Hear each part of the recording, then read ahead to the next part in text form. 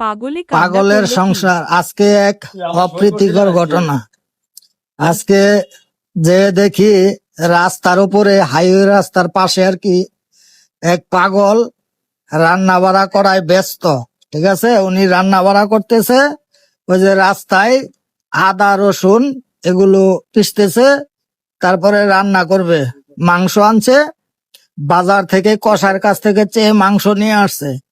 তারপরে আবার ওই যে ভাত রান্না করলো, এখন মাংস রান্না করবে।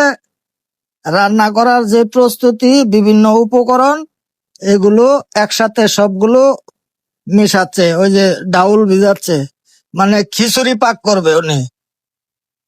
আবার ভাত আলাদা করে পাক করছে, মাংস দিয়ে খিচুড়ি পাক করবে সম্ভবত।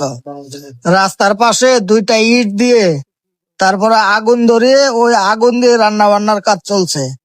আর পাশের থেকে ওই যে বাঁশের লাকড়ি নিয়ে আসছে, ওই যে মানুষ বেড়া দেয় না, ওই বেড়াতে খুলে নিয়ে আসছে।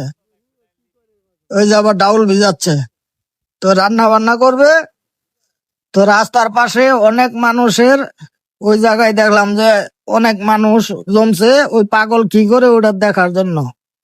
তো আমি একটু দাঁড়িয়েছিলাম, পরে দেখলাম রান্না বান্না কিভাবে কি করতেছে, তো একটু ভিডিও করে নিয়ে আসলাম। এই আসলে পুরুষ মানুষের জীবন খুবই কষ্টের। এই পাগলকে না দেখলে আসলে বোঝা যায় না। উনিও এমনিতে সবকিছু ঠিক আছে, সবকিছু বুঝে স্বাভাবিক মানুষের মতো, কিন্তু উনি পাগল।